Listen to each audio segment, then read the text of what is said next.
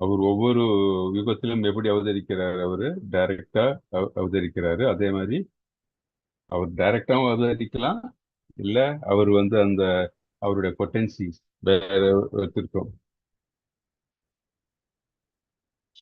Okay, அவருடைய பொட்டன்சியை வந்து இன்னொரு இன்னொரு ஜீவாத்மாக்கும் அந்த அவருடைய பொட்டன்சியை கொடுத்து அதை இது பண்ணிக்கலாம். இல்ல அப்படியும் வந்து இந்த அஹ், தர்மத்தை நிலைநிறுத்துறதுக்கு அவர் அவதரிக்கலாம்.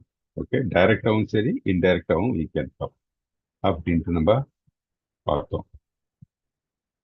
இப்போ அவர் அவதரிக்கும் போது தனியா அவதரிக்கிறாரா, எப்படி அவதரிக்கிறாரு? அவர் அவரு மட்டும் இல்ல. சொல்லுங்க. அவருடைய சகாக்கள் எல்லாமே வராங்க ஒவ்வொரு டைமும்.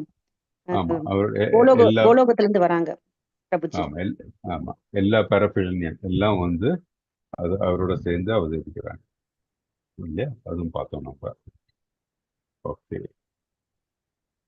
ஸோ எதனால இது பரம்பரை வழியாக வந்து அந்த பரம்பரை வழியாக இதை கத்துக்கணும்னு சொல்றது எதனால அது ரொம்ப முக்கியத்துவம் வாய்ந்தது?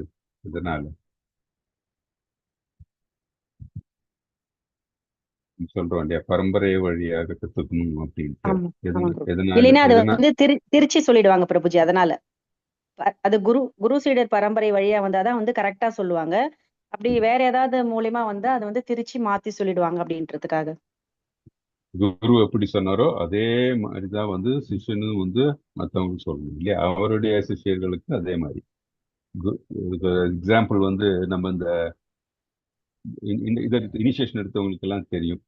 இந்த இது ஐடிசி கோர்ஸ் இருக்கு, இஸ்கான் டிசிப்ளிக் கோர்ஸ் அப்படின்ட்டு.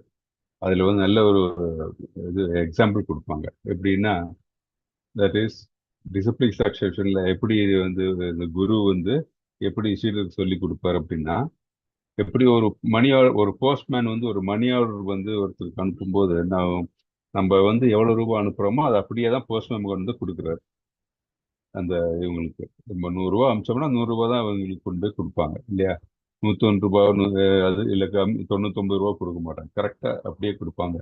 அதே மாதிரி தான் வந்து சீட பரம்பரையில வரும்போது அந்த குருவானவர் வந்து அவருடைய சீடர்களுக்கு எப்படி கற்பிப்பார்னா, அவருடைய குரு எப்படி அவருக்கு சொன்னாரோ அதே மாதிரி தான் வந்து அவங்களுக்கு கொடுப்பார் அப்படியே. ஸோ குருவோடைய அந்த இது அஹ், அந்த கருத்துக்களை அப்படியே சொல்லுவாங்க. அதனால தான் வந்து இந்த குரு பரம்பரை ரொம்ப முக்கியம். நமக்கு தெரியும், இது பகவத்கீதை வந்து எங்கிருந்து உதித்தது? கிருஷ்ணருடைய திருவாயால், அவர் திருவாயிலிருந்து உதித்தது இல்லையா, சூரிய பகவானிலிருந்து. அப்ப இந்த பரம்பரை அப்படியே வந்துட்டு இருக்கு. ஸோ அந்த கருத்துக்களும் வந்து வேறுபடாமல் அப்படியே வந்துட்டு இருக்கு. ஸோ எப்படி வேறுபடாமல் வந்ததுன்னா இந்த சீட பரம்பரைனால. ஸோ கிருஷ்ணர் என்ன சொன்னாரோ அது அப்படியே தான் வந்துட்டு பிரம்மா இருந்து நாரதர் எல்லாம் அவங்க எல்லாம் அப்படியே எந்த விதமான அவங்களுடைய சொந்த வியாக்கியானங்களும் இல்லாமல் நமக்கு அளிக்கப்பட்டது. ஸோ அந்த மாதிரி தான் நம்மளும் வந்து மற்றவங்களுக்கு சொல்லும்போது எப்படின்னா, ஆஸ் இட் இஸ் நம்ம என்ன நம்ம குருக்கள் சொல்லி கொடுக்கணும் அது அப்படியே தான் நம்மளும் சொல்லி கொடுக்கணுமே தவிர எந்த வித ஏற்றத்தாழ்வுகளும் இல்லாம அது வந்து நமக்கு பகிர்ந்து கொடுக்கணும். அப்படிதான் நம்மளுடைய டீச்சிங்ஸ் இருக்கணும். அதனால தான் இஸ்கான்ல வந்து நம்ம எல்லா டீச்சர்ஸ் எல்லாம் பார்த்தீங்கன்னா வந்து இது ஆசிட்டிஸ் இருக்கு இல்லையா, அந்த ஆசிட்டிஸ் பிரபுபாதர் நமக்கு என்ன சொல்லியிருக்காரோ அது அப்படிதான் அதே கருத்துக்கள் தான் நம்ம சொல்லுவோம். ஸோ அது ரொம்ப முக்கியம். சொந்த வியாக்கியானங்கள் கூடாது அப்படின்ட்டு நம்ம பார்த்தோம். இப்போ இன்னைக்கு நம்ம 4.9 இன்னைக்கு ஆரம்பிக்கலாம். அதுக்கு முன்னாடி ப்ரேயர்ஸ் அது ஸ்டார்ட். ஓகே. ओमज्ञानतिम्रान्धस्य ज्ञानाञ्जनशलाकया चक्षुरुन्मिलितं येन तस्मै श्रीगुरुवे नमः।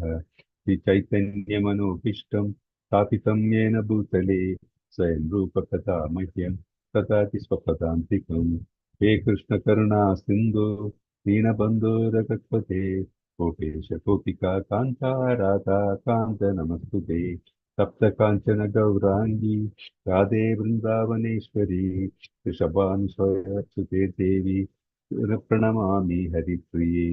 वाञ्छाकल्पतरुभ्यश्च कृपा सिन्धुभ्य एव च पतितानां पावनेभ्यो वैष्णवेभ्यो नमो नमः। नमः ॐ विष्णुपदाय कृष्णप्रस्थाय भूतले श्रीमते भक्तिवेदान्त स्वामी इति नामिने। नमस्ते सरस्वती देवे गौरवाणी प्रचारिणे निर्विशेष शून्यवादी पाश्चात्य देशतारिणी श्रीकृष्ण चैतन्या प्रभु नित्यानंदा श्री अद्वैत गदाधरा श्रीवासादि गौरभक्तवृंदा हरे कृष्णा कृष्ण कृष्णा हरे हरे हरे रामा राम राम हरे हरे हरे कृष्णा कृष्ण कृष्ण हरे हरे हरे रामा राम राम हरे हरे हरे कृष्णा कृष्ण कृष्ण हरे हरे हरे राम राम राम हरे हरे हरे कृष्णा கர்த்தன்.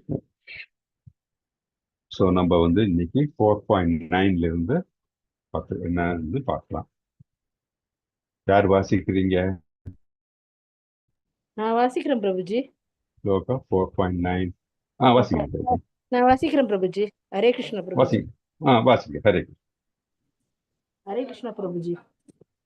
ஹரே. ஜன்ம கர்ம ச மேதி வியம் ஏவம் யோ வேதி தத்வதஹ தயக்த்வா கேஹம் புனம் ஜன்ம நைதி மாம் ஏதி சோ அர்ஜுனஹ. எனது தோற்றமும் செயல்களும் திவ்யமானவை என்பதை எவனொருவன் அறிகின்றானோ அவன் இந்த உடலை விட்ட பின் மீண்டும் இப்பௌதீக உலகில் பிறவி எடுப்பதில்லை.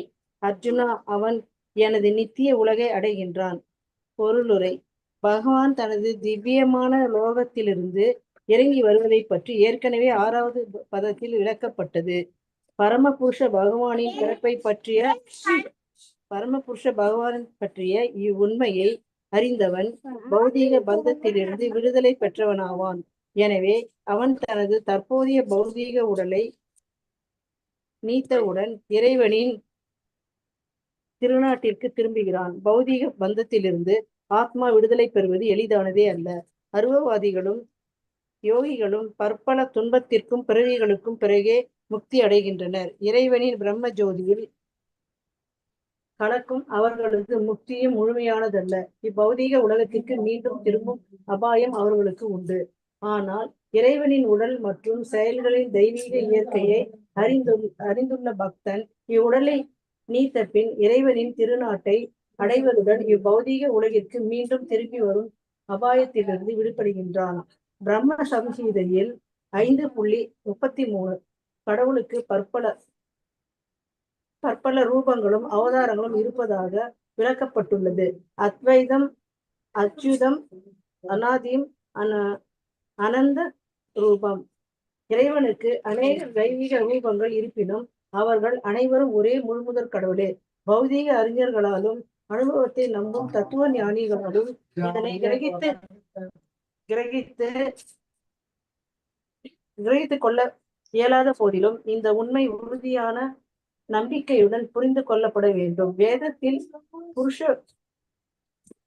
போதினி உபநிஷத்தில் கூறப்பட்டுள்ளபடி ஏகோ தேவோ நித்திய விவானித்தோ யுக்த வாவி பக்த வித்தியத்தம் ஆத்மக. ஒரே பரம புருஷ பகவான் தனது களங்கமற்ற பக்தர்களுடன் பற்பல தெய்வீக ரூபங்களின் மூலம் நித்தியமாக லீலை புரிகின்றார். இதே வேத கருத்து கீதையின் இப்பதத்தில் பகவானால் உறுதி செய்யப்பட்டுள்ளது. இவ்வுண்மையை வேதங்கள் மற்றும் பரமபுருஷ பகவானின் அதிகார பலத்தால் ஏற்றுக்கொள்பவனும் தத்துவ கற்பனைகளில் காலத்தை வீணடிக்காதவனும் முக்தியின் உயர்ந்த பக்குவ நிலையை அடைகின்றான். இவ்வுண்மையை நம்பிக்கையுடன் ஏற்பதால் ஒருவன் சந்தேகமின்றி முக்தி அடைகின்றான். தத்துவம் ஹனி எனும் வேத கருத்து இவ்விஷயத்தில் பொருந்தும். பகவான் கிருஷ்ணரை பரமனாக ஏற்பன் அவரிடம் சென்று, நீரே பரபிரம்மன் பரமபுருஷன் பகவான் என்று கூறுபவன் உடனே முக்தி பெறுவது நிச்சயம். இதன் விளைவாக அவன் பகவானுடனான தெய்வீக உறவில் நுழைவது உறுதி. வேறு விதமாக கூறினால், இத்தகு நம்பிக்கையுடைய பக்தன் பக்குவ நிலையை அடைகிறான். இது பின்வரும் வேத வாக்கியத்தால் உறுதிப்படுத்தப்பட்டுள்ளது. தம் ஏவ விதித்வாதி மிருத்யும் ஏதி நானிய பந்தா வித் மதே எனாஹய. பரமபுருஷ பகவானை பற்றி அறிவதால் ஒருவன் பிறப்பு இறப்பிலிருந்து விடுபட்டு முக்தியின் பக்குவ நிலையை அடைய முடியும். இப்பக்குவத்தை அடைவதற்கு வேறு எந்த வழியும் இல்லை.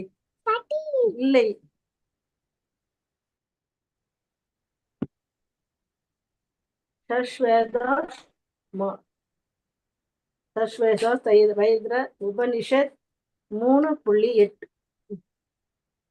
பகவான் கிருஷ்ணரை பரமபுருஷ பகவானாக அறியாதவர்கள் தமோ குணத்தில் உள்ளனர்.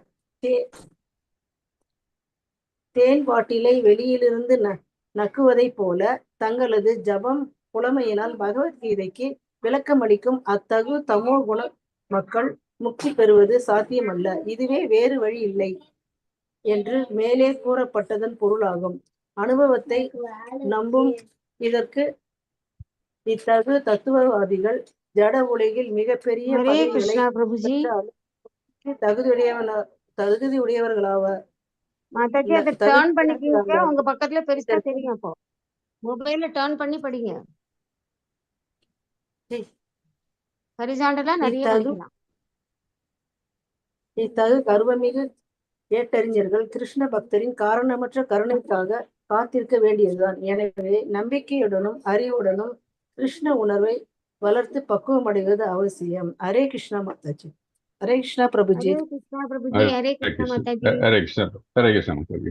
ஆக்சுவலி அவங்களுக்கு படிக்கிறதுக்கு சின்ன சின்ன எழுத்தா இருக்கு போல் இருக்கு, அதனால கஷ்டப்படுறாங்க. டர்ன் பண்ணிக்கணும், மொபைல்ல டர்ன் பண்ணினா கொஞ்சம் பெரிய எழுத்தா வந்துடும்.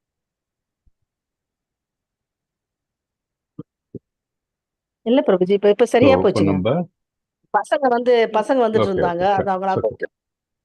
Sorry Prabhuji. Okay, that's okay. Thank you Prabhuji. So, இப்போ நம்ம என்ன பார்த்தோம் இந்த ஸ்லோகத்துல?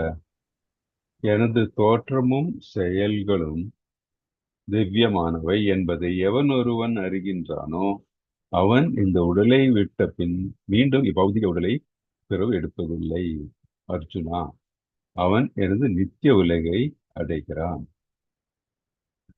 ஸோ யாருக்கு யார் இந்த உடலை விட்ட பிறகு இந்த பௌதிக இந்த பிறப்பு இறப்பு இதுல இருந்து முக்தி அடைகிறாங்க அப்படின்னா, கிருஷ்ணரை பத்தி நல்லா தெரிந்தவங்க.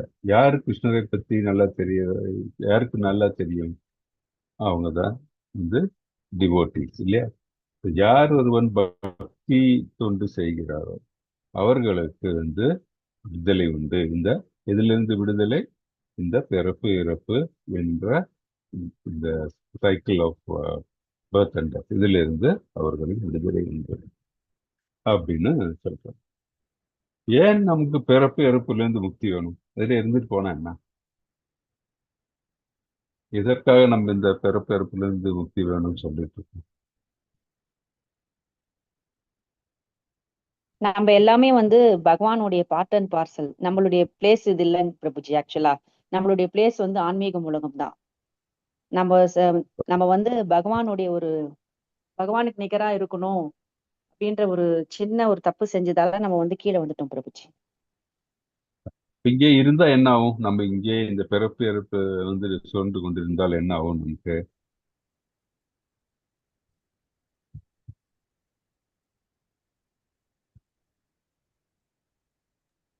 மறுபடியும் இந்த உலகத்துல பிறப்பு இறப்பு மூப்பு துன்பம் இதெல்லாம் அனுபவிச்சுட்டு தொடர்ச்சியா இதே மாதிரிதான் இருக்கணும் பிரபுஜி.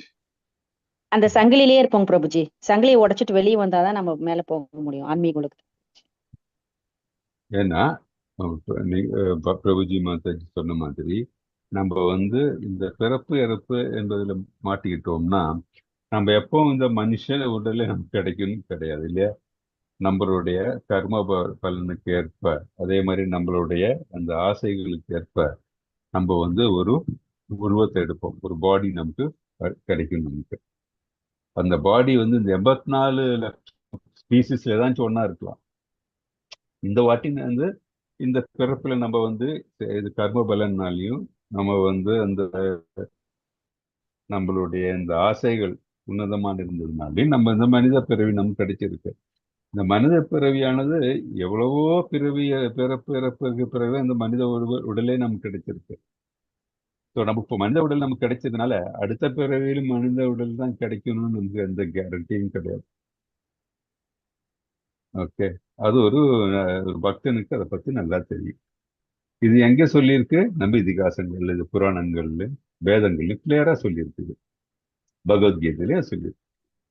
அது மட்டும் இல்லாம நமக்கு தெரியும், இந்த பிரபஞ்சத்துல பிறந்து விட்டால் வந்து எல்லாமே இது துக்காலயம் சொல்லியிருக்கோம். ஏன் துக்காலயம்? நமக்கு வந்து சந்தோஷப்படுற மாதிரி இருக்கும், ஆனா கடைசியில வந்து அது நமக்கு துக்கத்துல கொண்டு சென்று விடும். எல்லாம் டெம்பரரி. இந்த துக்கம், இந்த இன்பம் வந்து நினைக்கிறோம் இல்லையா, அதெல்லாம் டெம்பரரி. ஸோ அந்த நம்ம வந்து கிருஷ்ணலோகத்துக்கு சென்றோம்னா, Golokam தாமத்துக்கு சென்றோம்னா every thing is permanent அங்க இல்லையா. சச்சித் ஆனந்தம் அங்க வந்தாதான் போனதான் நமக்கு வந்து it's a permanent bliss. So permanent bliss நமக்கு எப்போ கிடைக்கும்? கிருஷ்ணோட சாமீபத்தில் தான் நமக்கு கிடைக்கும். அவருக்கு சேவை செய்து இது பண்ணும்போது நம்ம வந்து பரமானந்தத்தை அடையிறோம். நம்ம அது இல்லாத வரைக்கும் டெம்பரரி தான். இப்போ நம்ம வந்து ஒரு பெரிய செல்வந்தரா இருக்கட்டும், அவரு சும்மாவா இருக்க முடியும்? அவரும் வந்து அந்த செல்வத்தை காக்கிறதுக்கும் சரி, அவருக்கு ரொம்ப செல்வம் இருந்தா அவர் இன்னும் செல்வம் வேணும்னு பாக்குறாரு. அதுக்கும் வந்து அவர் பிரயத்தனிக்கணும் இல்லையா. அவரும் கஷ்டப்படுறாரு. எல்லாரும் வந்து கஷ்டப்பட்டாதான் வந்து அவங்களுக்கு வந்து இப்ப இருக்கிற நிலையே இருக்க முடியும். இல்லைன்னா வந்து கஷ்டப்பட்டு மற்றவங்களையும் துன்புறுத்தி எல்லாம் பண்ணும்போது இன்னும் துன்பங்கள் தான் வந்துட்டு இருக்கு. யாருக்கும் வந்து மனசமாதானமாக இருக்கிறதுக்கு வந்து வாய்ப்பு கிடையாது, அன்லஸ் வந்து அவங்க கிருஷ்ண உணர்வில் இருந்து பகவானுக்கு தொண்டு செய்து வாழ்க்கையை அவர்கள் அந்த மாதிரி ஒரு வாழ்க்கை இருந்தால்தான் நமக்கு வந்து ப்ரோக்ரஸ் வரும். அது இல்லாத வரைக்கும் நமக்கு ப்ரோக்ரஸ் வரவே சான்ஸே கிடையாது. இதுதான் வந்து நம்ம இந்த பக்தி சாஸ்திரி கிளாஸ்ல ஒரு மாதாஜி நல்லா டிஃபைன் பண்ணாரு. நம்ம எப்படி பக்தி செய்யணும் அப்படின்னா, நம்ம என்ன சொல்லுவோம்?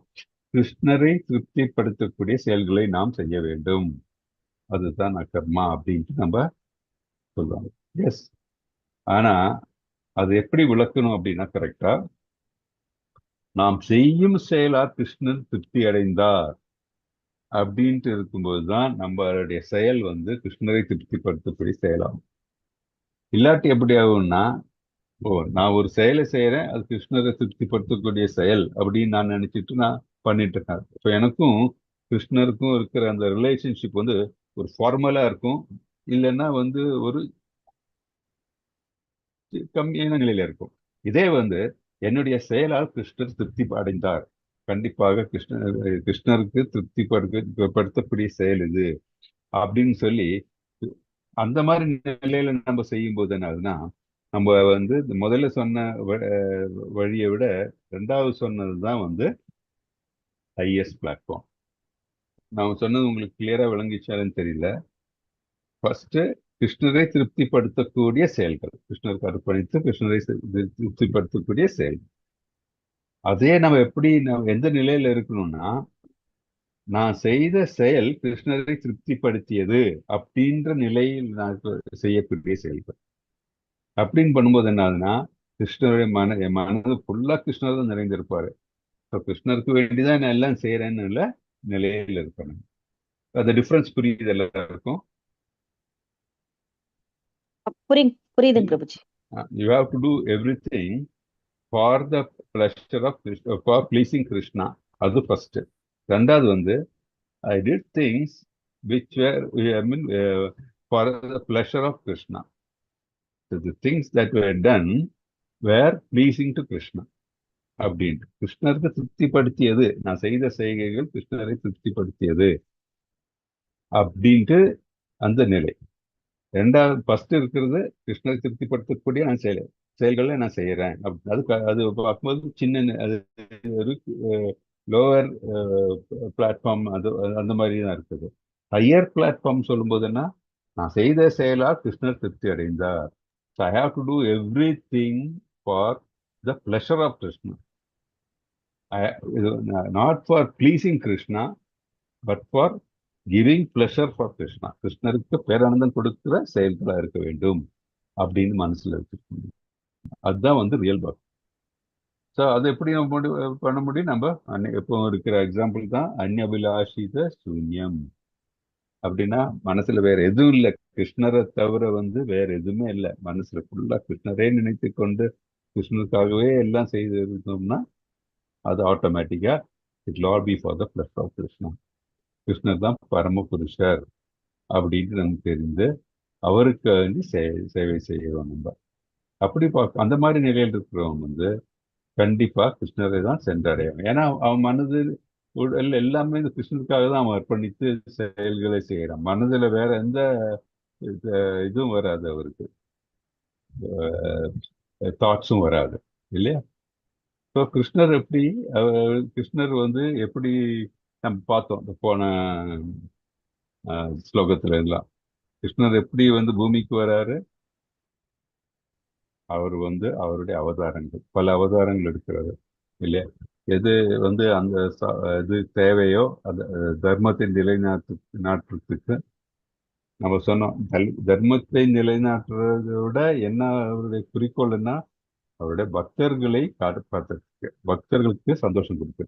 ஸோ அந்த நிலைக்கு எது தேவையோ அந்த இதுல அவர் அவதரிக்கிறார், எப்பொழுதும் அவதரிக்கிறார். அந்த பக்குவமும் ஒரு பக்தனுக்கு கண்டிப்பாக மனதில் ஏற்படும். அது நமக்கு தெரியும். அது இங்க இதெல்லாம் கோட் பண்ணியிருக்காங்க.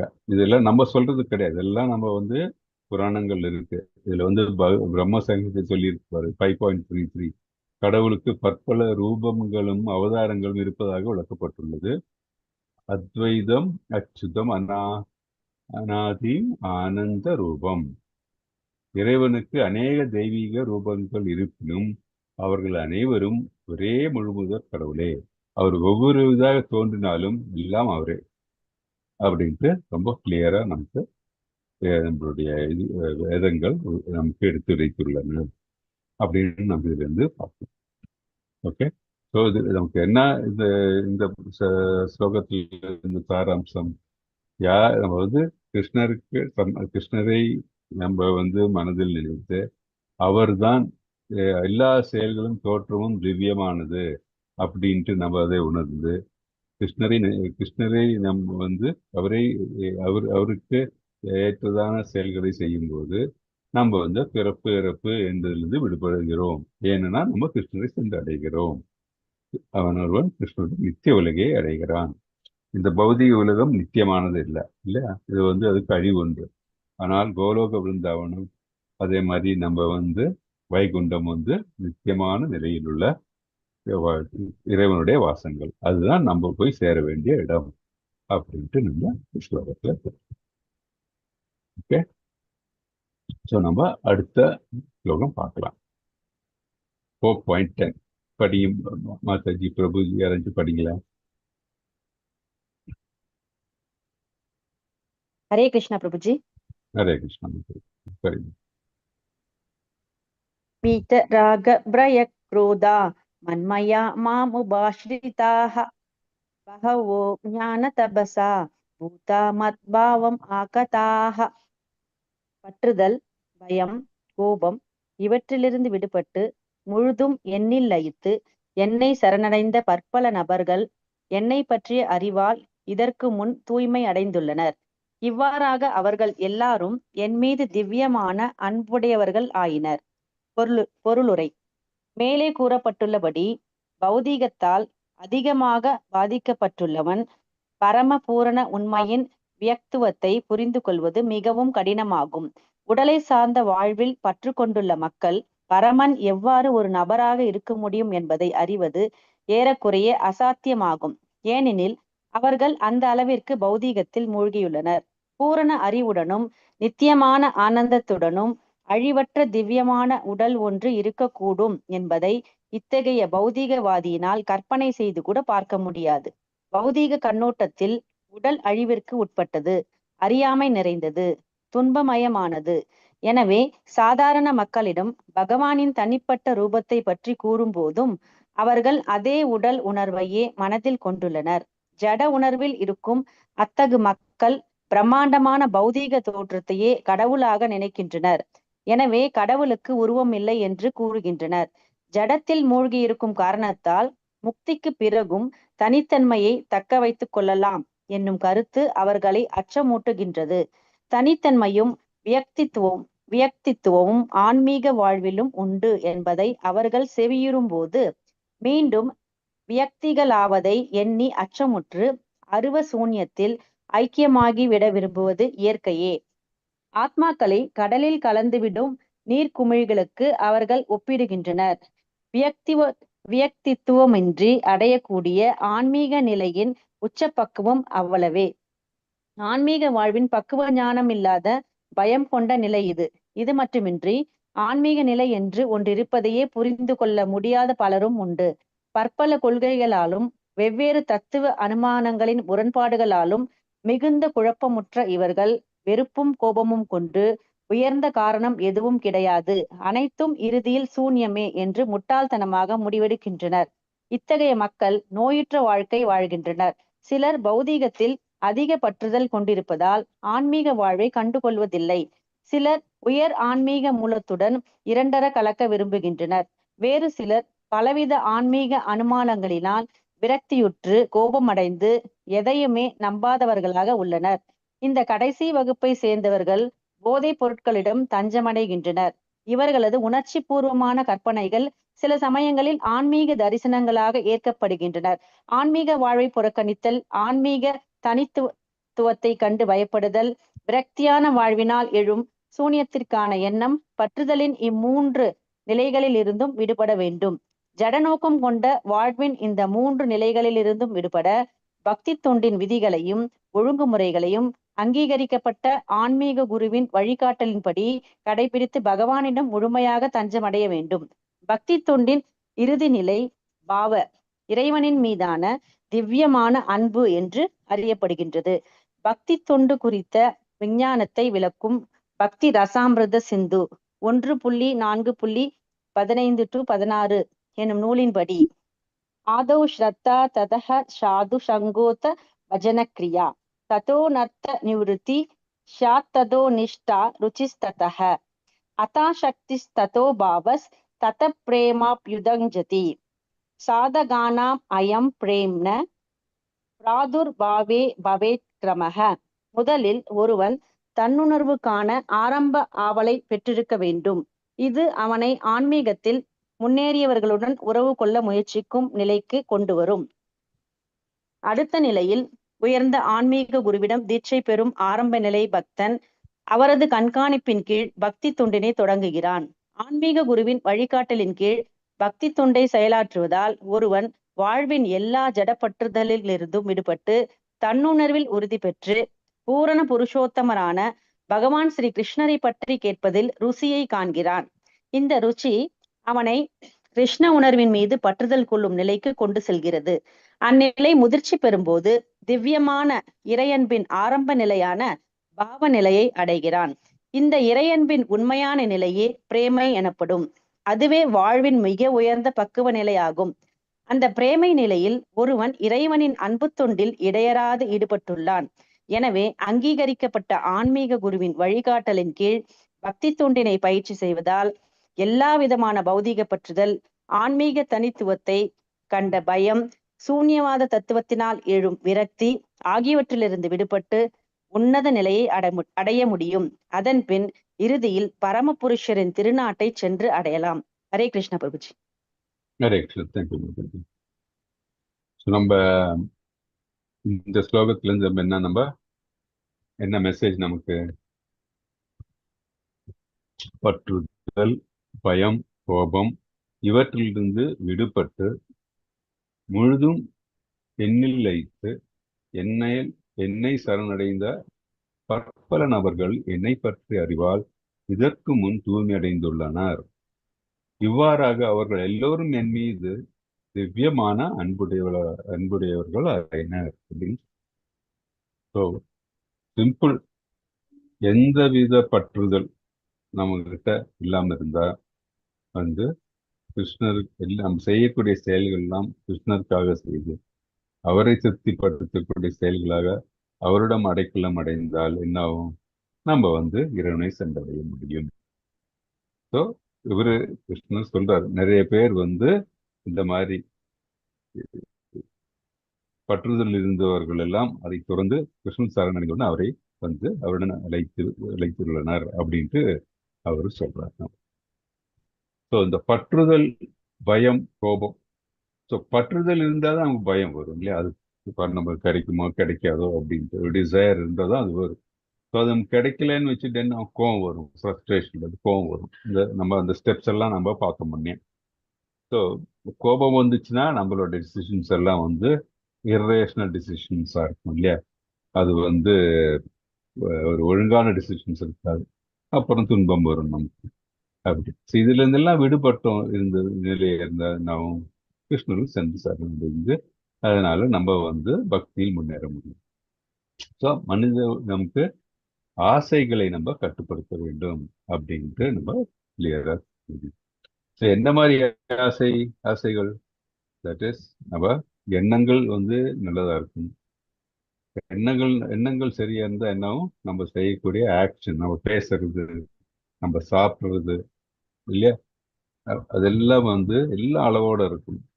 அது இல்லாம அளவுக்கு மீறி நம்ம இந்த ஆசைகளை வந்து நம்ம வளர்க்க விட்டோம்னா என்னாகும்? அந்த வந்து பற்றுதலில் சென்று பற்றுதலில் வீழும்போது என்ன ஆகுது? பௌதிகத்திலிருந்து விடுபட முடியாது. ஸோ ஆசையை நம்ம வந்து கட்டுப்படுத்துறது ரொம்ப ரொம்ப முக்கியமான ஒரு அம்சம். இல்லையா? முக்கியமான ஒரு செயலா இருக்கணும் நமக்கு எப்பவும். அதான் வந்து சொல்றாங்க, மேலே கூறியுள்ளபடி பௌதிகத்தால் அதிகமாக பாதிக்கப்பட்டுள்ளவன் பரமபூர்ண உண்மையின் வியக்தித்துவத்தை புரிந்து கொள்வது மிகவும் கடினமாகும். சரி, சம்பந்த பௌதிகத்தில் ஆழ்ந்து போய்விட்டோம் என்றால் நமக்கு வந்து இந்த பரமபுருஷர் யாரு? கிருஷ்ணர். அவரை பத்தி நம்ம ஒன்றும் புரிஞ்சுக்க முடியாது, ஏன்னா பௌதிகத்தில் இருக்கிறதுனால. உடலை சார்ந்த வாழ்வில் பற்று கொண்டுள்ள மக்கள் பரமன் எவ்வாறு ஒரு நபராக இருக்க முடியும் என்பதை அறிவது ஏறக்குறைய அசாத்தியமாகும். கிருஷ்ணருக்கு உருவம் உண்டு அப்படின்ட்டு அவர்களுக்கு அது புரிந்துக்கிறது வந்து அசாத்தியமாகும். இதுல வந்து நம்ம இப்போ ஒரு டிவோட்டியா இருக்கிறதுனால நம்ம வந்து கிருஷ்ணருக்கு ஒரு உருவம் உண்டு. கிருஷ்ணரை வந்து நம்ம இந்த 5 வழியில கிருஷ்ணனோட உறவு மெயின்டைன் பண்ணலாம் அப்படின்ட்டு நம்ம தெரியும். நமக்கு டிவோட்டி இந்த 5 வழி எது சொல்லுங்க பார்க்கலாம். கிருஷ்ணருடன் நம்ம வந்து ஒரு பக்தன் கிருஷ்ணருடன் உறவு மெயின்டைன் பண்றதுக்கு 5 வழி இருக்கு. அது என்னெல்லாம் சொல்ல முடியுமா? சக்கியம், வாத்சல்யம், தாஸ்யம், மாதுரியம், சாந்தரசம். ஆத்மநிலை. அது பக்தி ப்ராசஸ் பிரபு. நம்ம வந்து கிருஷ்ணருடன் ரிலேஷன்ஷிப் நம்ம மெயின்டைன் பண்றோம்னா அவரை ஒரு குழந்தையா நம்ம நினைக்கலாம், அவரை பெற்றோரா நம்ம நினைச்சுக்கலாம், பெற்றோர் ஒரு ஃப்ரெண்டு, அப்புறம் கணவர், அத அந்த அந்த மாதிரி ஒரு இது 3 4 இன்னொன்னு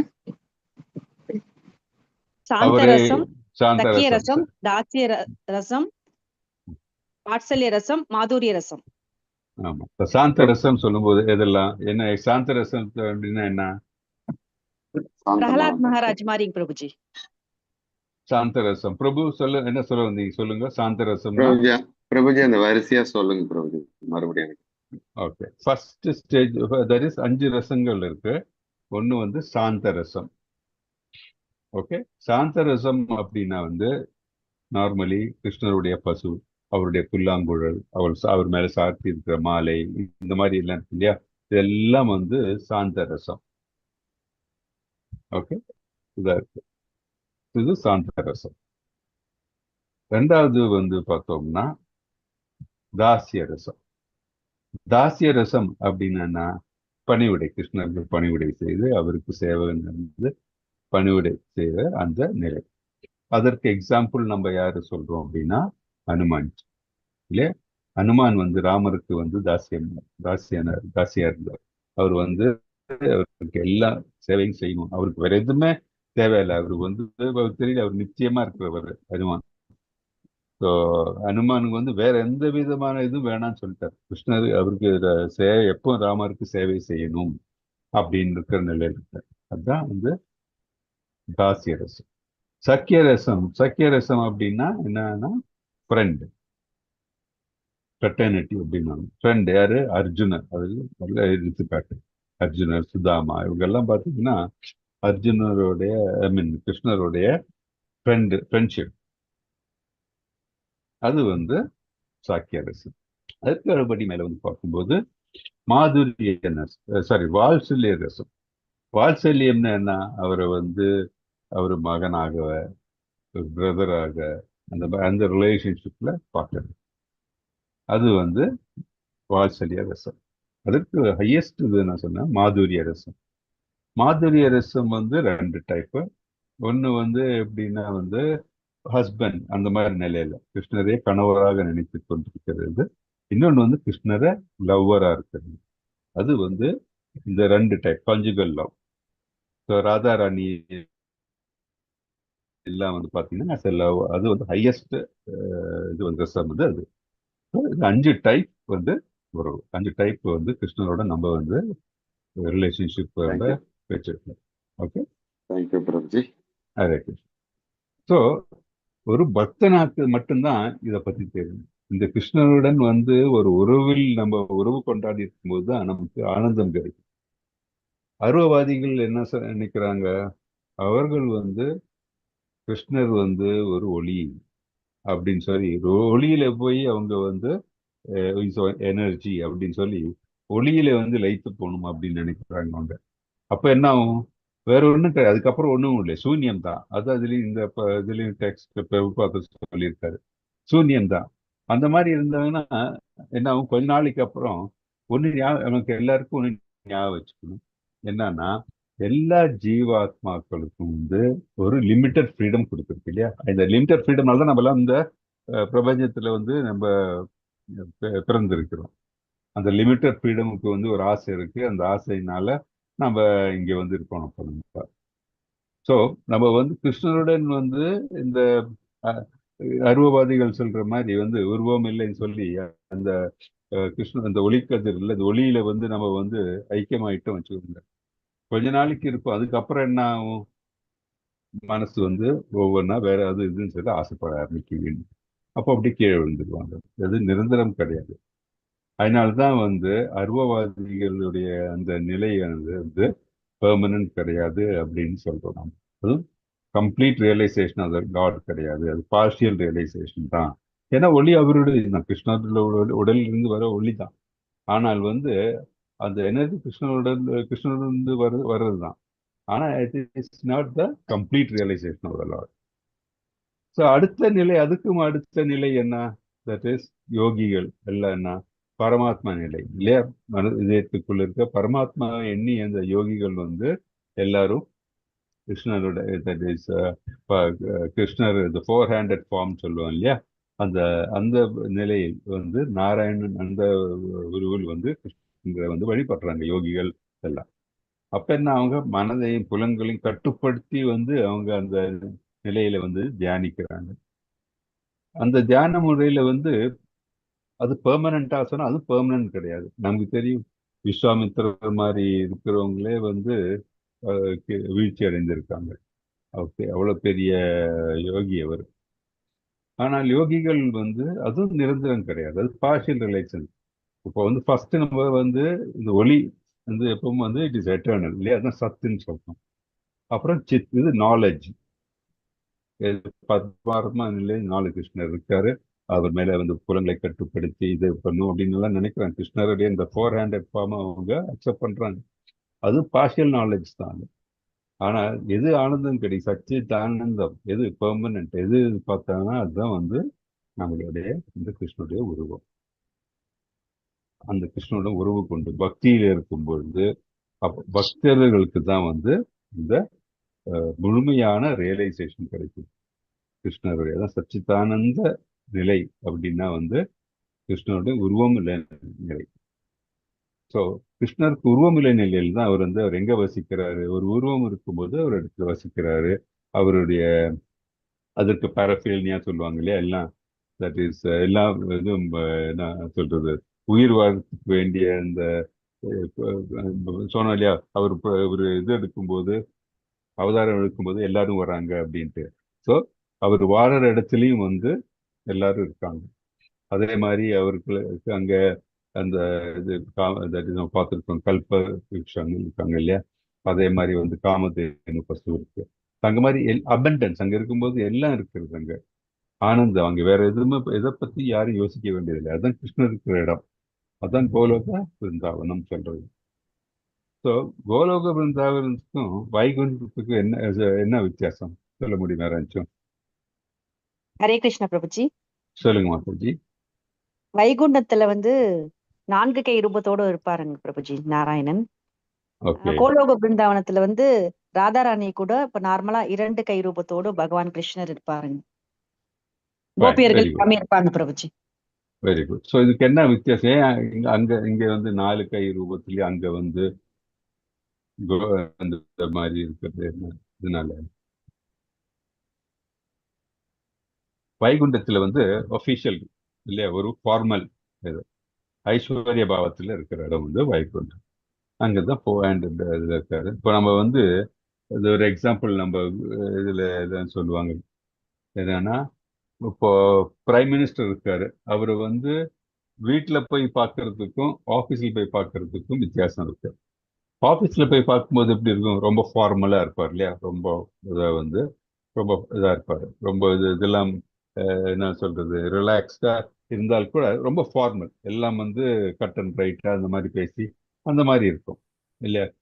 ஆனா இதே வந்து வீட்டுல இருக்கும்போது எப்படி ரிலாக்ஸ்டா வந்து கேஷுவலா இருப்பாங்க. ஸோ நமக்கு வந்து ஃபார்மலா இருக்கிறது பிடிக்குமா இல்ல கேஷுவலா இருக்கிறது பிடிக்குமா? கேஷுவலா இருக்குது. கேஷுவலா இருக்கு. அதனாலதான் கோலோக பிருந்தாவனம். கோலோக பிருந்தாவனத்துல அவருடைய திரிபங்க ரூபத்துல 2 கை அந்த ரூபத்துல அவர் வந்து ராதாராணி இருக்காங்க, கோபிகர் இருக்காங்க, எல்லாரும் இருக்காங்க. அதனாலதான் கோலோக பிருந்தாவனத்துல இருக்கிறதுக்கு நிறைய பேர் வந்து அதை ப்ரிஃபர் பண்றாங்க, நிறைய ஜீவாத்மாக்கள். அதே மாதிரி சில ஜீவாத்மா பார்த்தீங்கன்னா அவர்களுக்கு ஃபார்மல் இது பிடிக்கும், ஐஸ்வர்ய பாவம் பிடிக்கும். தட் இஸ் இப்போ நான் சொன்னேன் இல்லையா, இப்போ வந்து ஃபார் எக்ஸாம்பிள் ஹனுமான் மாதிரி, இப்போ நான் வந்து எப்போ வந்து ஒரு சேவை செய்யணும், எப்போ அந்த மாணவர் இருப்பாங்களோ அவங்களாம் வந்து வைகுண்டத்தை வந்து அதை நேசிப்பாங்க, அங்கே இருக்கணும் அப்படின்ட்டு.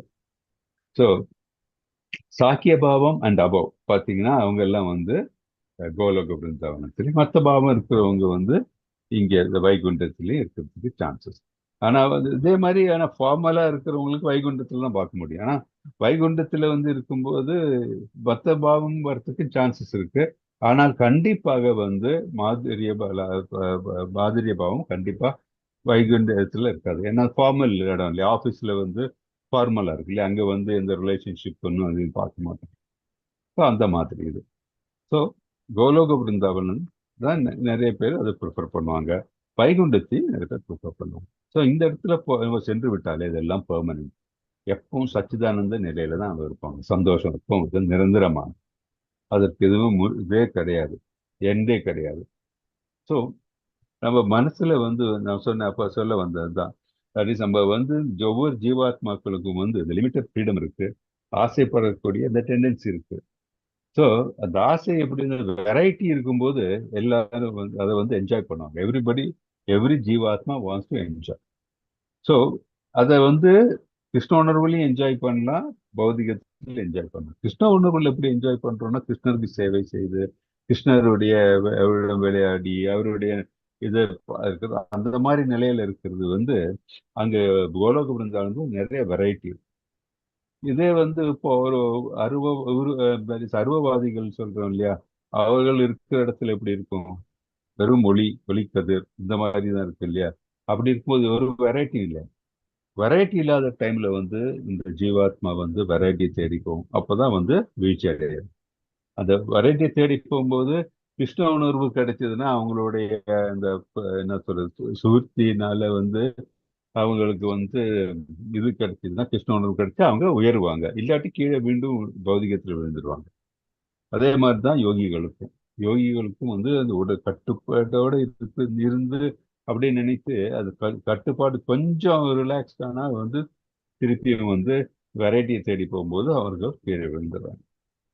ஆனால் பக்தனாய் கிருஷ்ணர் ரோகிலோக விஞ்ஞானத்துக்கு கிருஷ்ணனுடன் சென்று விட்டோம் என்றால் வெரைட்டி அங்க இருக்கிறதெல்லாம் வெரைட்டி தான். அதனால்தான் நமக்கு வந்து ஃபுல்லா அந்த ஆனந்த எப்பவும் கிடைக்கிறது. இது வந்து யாருக்கு புரியும்? ஒன்லிய பக்தன் தான் புரியும். இது வந்து மற்றவர்களுக்கு கண்டிப்பாக இது புரியாது. ஸோ பகவானிடம் முழுமையாக தஞ்சமடைய வேண்டும் என்று பக்தி தொண்டின் இறுதி நிலை வந்து பாவநிலை, இறுதி நிலை பிரேம நிலை. அதோட முதல் அதோட கொஞ்சம் முன்னாடி இருக்கிற நிலை தான் வந்து பாவநிலை அப்படின்ட்டு நம்ம தெரிஞ்சுக்கணும். பார்த்தோம் இல்லையா நம்ம அந்த 9 ஸ்டேஜஸ் ஆஃப் பக்தி பார்த்தோம் இல்லையா? ஸ்ரத்தா, சாது, சங்கா, பஜனுக்கு அதெல்லாம் பார்த்தோம் இல்லையா நம்ம? ஸோ அந்த நிலையில வந்து பாவா அப்புறம் பிரேமா. ஸோ பாவா ஸ்டேஜ் வரும்போதே உன்னதமான நிலை தான். ஆனால் பிரேம நிலை வரும்போது தான் நம்ம அந்த ஃபுல்லா கிருஷ்ணருடன் நிலைத்திருக்க முடியும். ஸோ அந்த நிலை வந்து நம்ம வந்து நிலைக்கு நாம் உயர வேண்டும். அதுதான் பக்தியோடைய பூர்ணமான நிலை அப்படின்ட்டு நம்ம இதுல இருந்து தெரியும். அதுதான் பிரேமை அப்படின்னு சொல்றாங்க இல்லையா? அந்த பிரேமை நிலையில் ஒருவன் இறைவனுடன் அன்பு தொண்டில் இடையறாது ஈடுபட்டுள்ளான். எனவே அங்கீகரிக்கப்பட்ட ஆத்மீக குருவின் வழிகாட்டலின் கீழ் பக்தி தொண்டினை பயிற்சி செய்வதால் எந்த விதமான பௌதிக பற்றுதல், ஆன்மீக தனித்துவத்தை கண்ட பயம், சூன்யவாத தத்துவத்தினால் எழும் விரக்தி ஆகியவற்றிலிருந்து விடுபட முடியும்.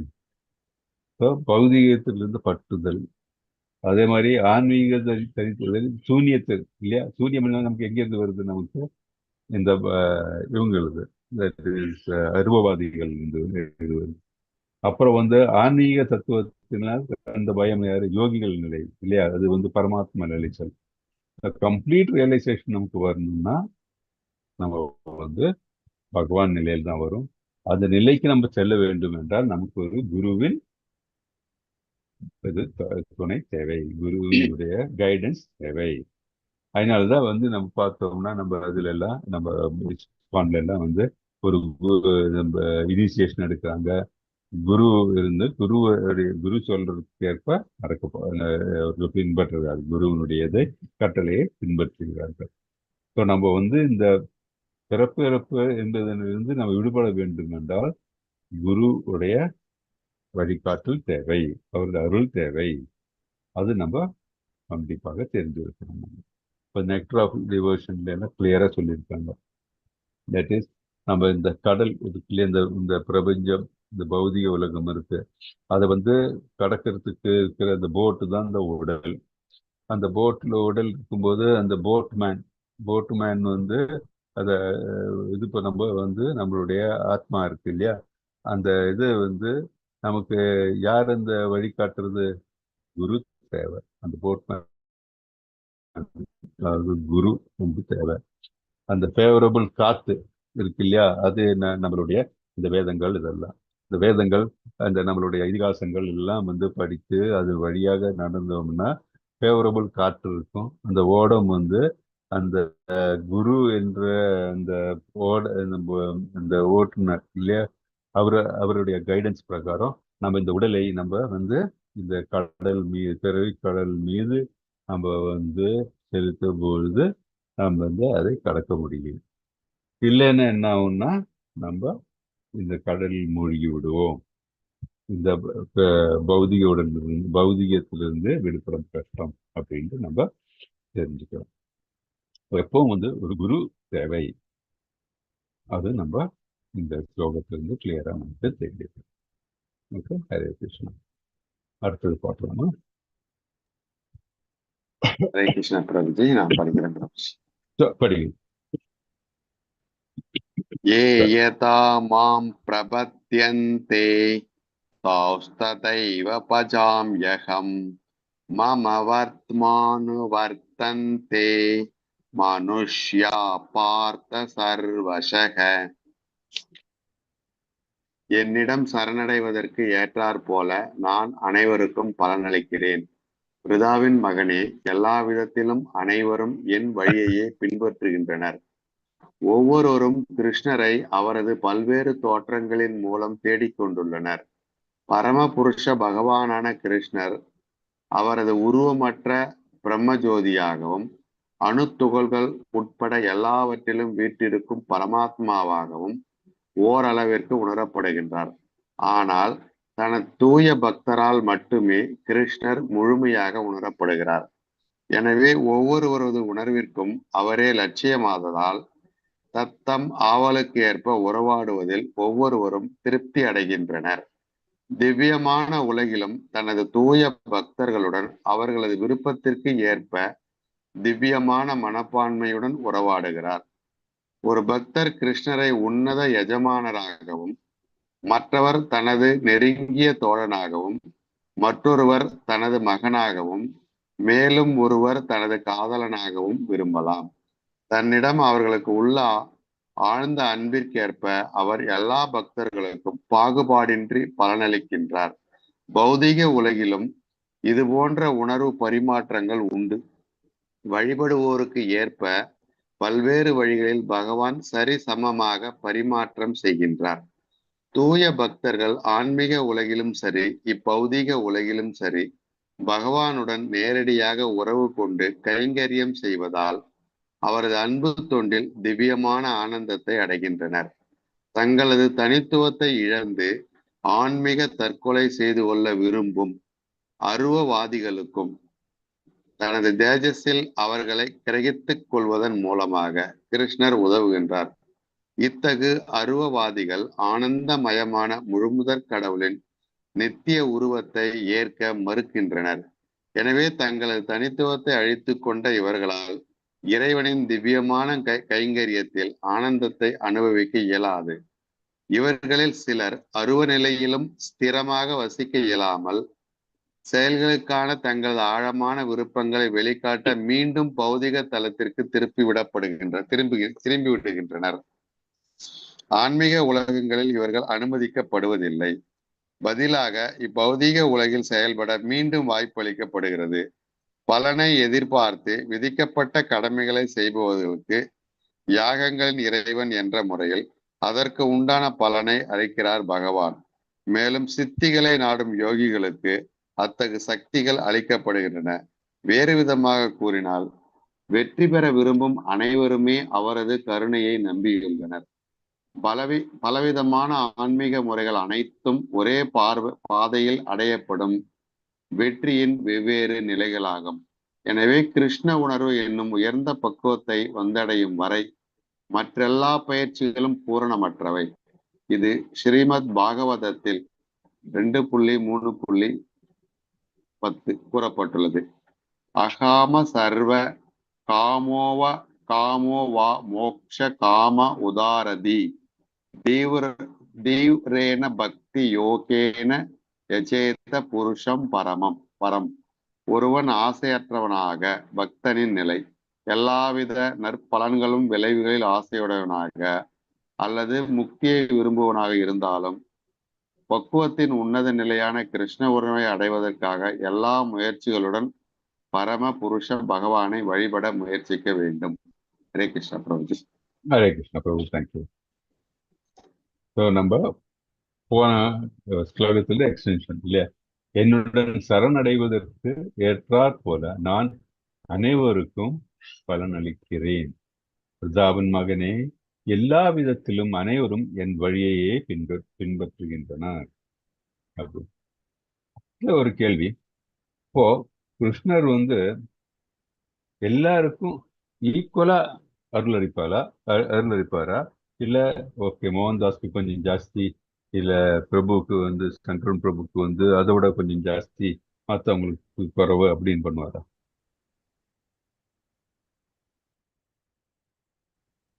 எல்லா பக்தர்களுக்கு கொஞ்சம் சிறப்பு சலுகை பகவான் கிருஷ்ணர் கொடுப்பாருங்க பிரபுஜி எப்பவுமே. பக்தர்களுக்கு சிறப்பு சொல்லு. மற்றவர்களுக்கு மற்றவர்களுக்கும் கருணை கொடுப்பாங்க பிரபுஜி. மற்றவர்களுக்கும் கருணை கொடுப்பார் இல்லையா? ஸோ அதுதான் கிருஷ்ணர் தான் பக்தவத்சரம் அப்படின்னு சொல்றோம். பக்தவத்சரா அப்படின்னா எல்லாருக்கும் அவரு எல்லாரையும் காப்பாற்றுவார் கிருஷ்ணன். பிகாஸ் எல்லாரும் அவருடைய குழந்தைகள் தான். ஆனால் பக்தர்கள் கிருஷ்ணர் கொஞ்சம் ஜாஸ்தி தான். சொல்லுவாங்க இல்லையா, கிருஷ்ணரை யாராலையும் எதனாலையும் கட்டுப்படுத்த முடியாது. ஆனால் பக்தனால மட்டும்தான் கிருஷ்ணரை கட்டுப்படுத்த முடியும். அதனால்தான் அந்த பக்தின்றது பூரண பக்தி கிடைக்கிறது கொஞ்சம் கஷ்டம் அப்படின்ட்டு. ஏன்னா கிருஷ்ணருக்கு தெரியும் ஒரு பக்தனுக்குன்னா அவர் கம்ப்ளீட்டா அவரே கொடுத்துடுறாரு அவர். ஸோ இந்த கிருஷ்ணரை பக்தவத்சலா அப்படின்னு சொல்றாங்க. பக்தருக்கு கொஞ்சம் எக்ஸ்ட்ரா அவர் பக்தர்களுக்கு, ஏனென்றால் அவர்களுக்கு சரணடைவதற்கு ஏற்றார் போல அப்படின்ட்டு. ஸோ இதுல நம்ம அந்த 5 வகையான அந்த உறவு பார்த்தோம் இல்லையா, இதுலயும் கிளியரா சொல்லியிருக்காங்க. ஸோ ஒரு பக்தன் சாந்த ரசத்துல இருந்து அதே இதுல கிருஷ்ணர் ரெசிப்ரோகேட் பண்றாரு. ஒருத்தர் வாத்சல்ய ரசத்துல இருந்து அவர் அதே இதுல ரெசிப்ரோகேட் பண்றாரு. அதே மாதிரி ஒரு மாதுரிய ரசத்துல இருந்து அதே மாதிரி இல்லையா, கிருஷ்ணர் எப்படி ஒருத்தர் அவருடன் நெருங்கி அந்த உறவு கொள்ள விரும்புகிறார்களோ அதே இதுல கிருஷ்ணரும் நம்மளுடன் உறவு கொள்வார்.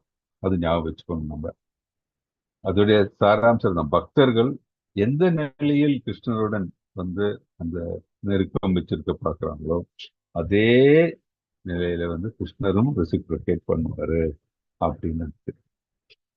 ஸோ நம்ம நிறைய டிவோட்டிஸ் கேட்டிருக்காங்க, பிரபுஜி நான் கிருஷ்ணர் என் முன்னாடி தோன்றுவாரா அப்படின்னு.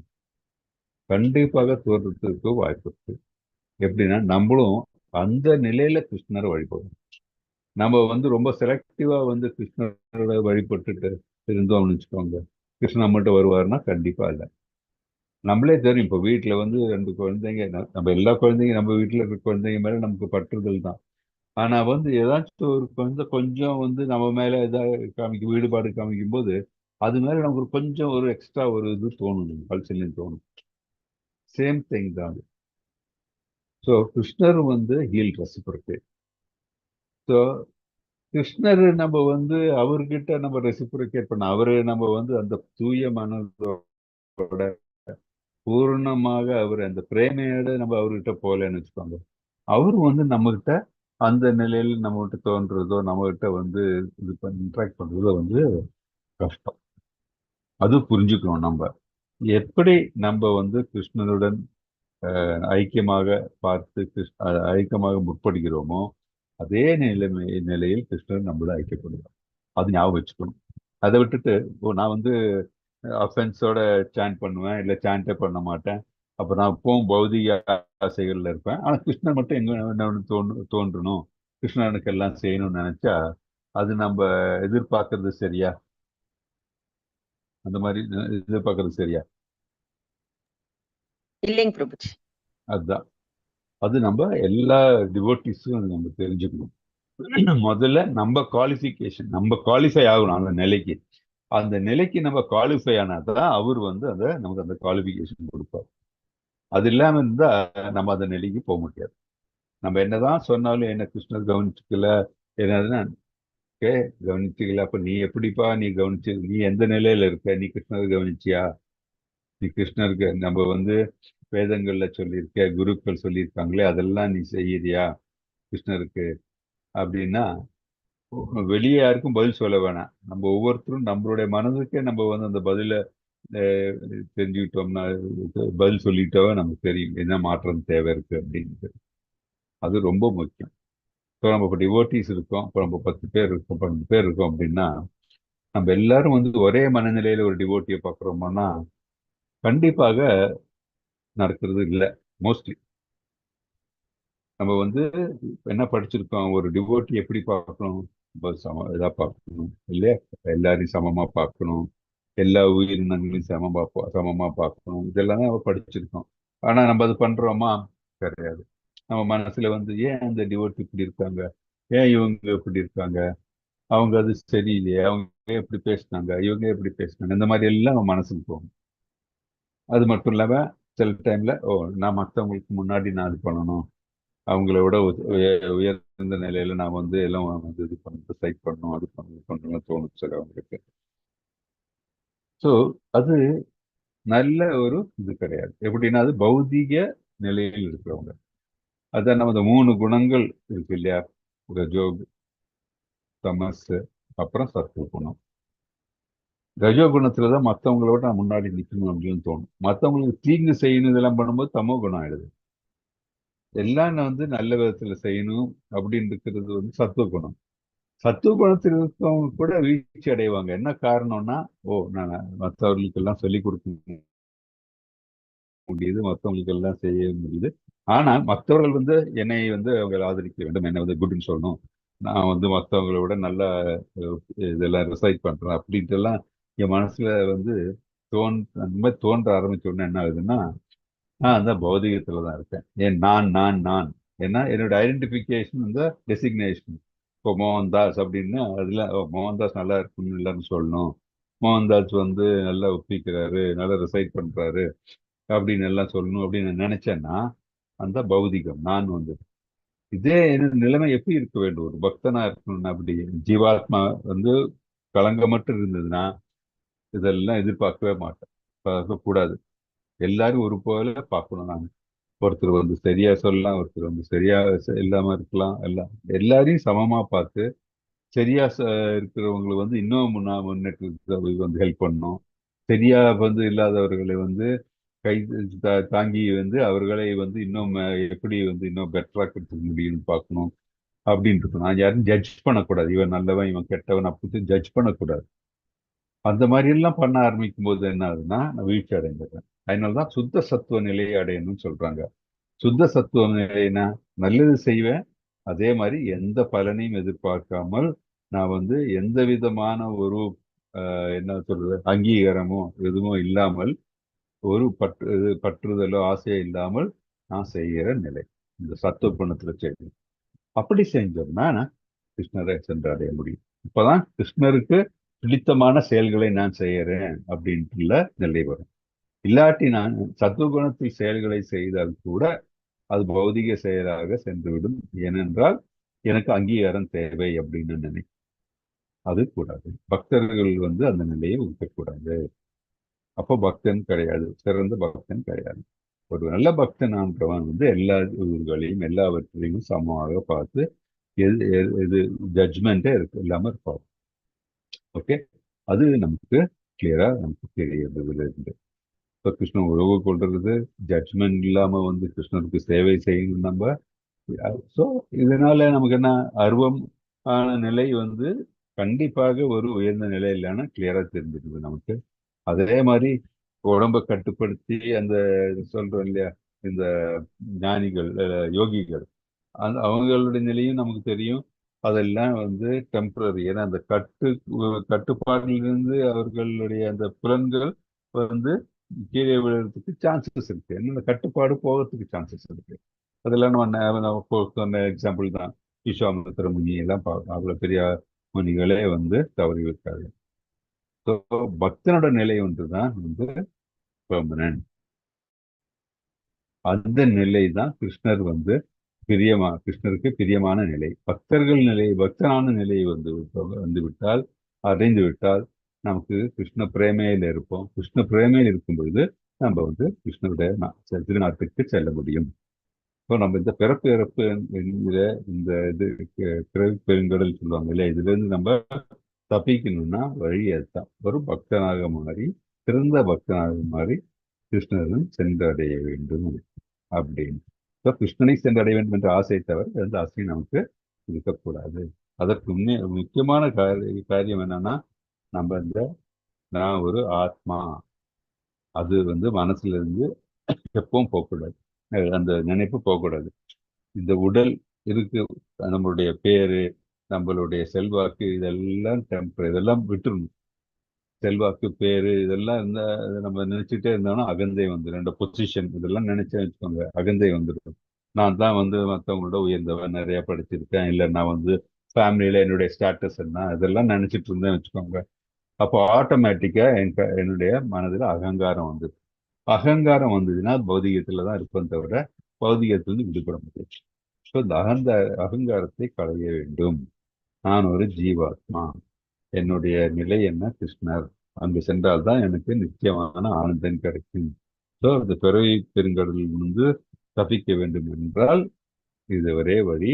ஒரு குருவிடம் இருந்த குரு சொல்ற மாதிரி கேட்டு அதே மாதிரி கிருஷ்ணரிடம் நான் பூர்ணமாக சரணடைய வேண்டும் அப்படின்ட்டு நம்ம அதுதான் இங்க சொல்றேன் இல்லையா. கடைசி இதுல ஒருவன் ஆசையற்றவனாக, அதான் பக்தன் நிலை, எல்லாவித பலந்தரும் விளைவுகளில் ஆசையுடனாக அல்லது முக்தியை விரும்பாதவனாக.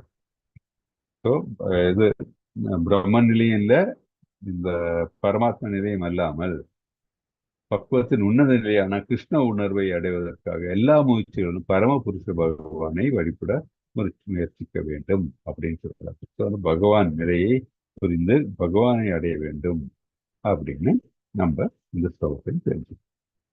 ஓகே, ஸோ நம்ம இன்னைக்கு இதோட நம்ம நிறுத்திக்கலாம். ஏதாச்சும் டவுட் இருக்கா? இன்னைக்கு நம்ம டிஸ்கஸ்